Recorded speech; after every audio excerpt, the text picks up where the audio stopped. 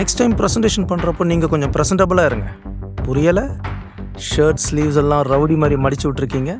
ஷர்ட்டோடைய top button போடலை, belt வேற colour, கழுத்தோரத்தில் பிங்க் கலர் லிப்ஸ்டிக் மார்க் உங்கள் ஒய்ஃபோடது. Sorry sir.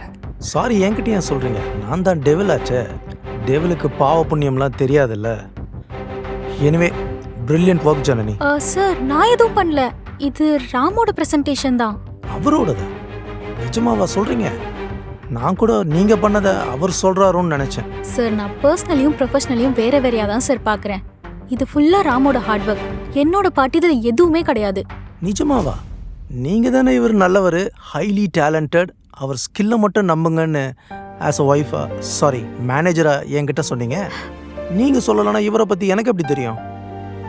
நான் கூட இவர் ஓசி சேலரி வாங்குற வரும்னு நினச்சிக்கிட்டு இருந்தேன். இவர் இந்த ஆஃபீஸ்குள்ளே நுழைய ஜனனியோட ஹஸ்பண்டுங்கிறது தான் ஃபஸ்ட்டு குவாலிஃபிகேஷன். அது மட்டும் இல்லைன்னா செக்யூரிட்டி கூட உள்ளே விட மாட்டார். எனிவே ஜனனி, உங்ககிட்ட கொஞ்சம் தனியாக பேசணும். Come to my cabin.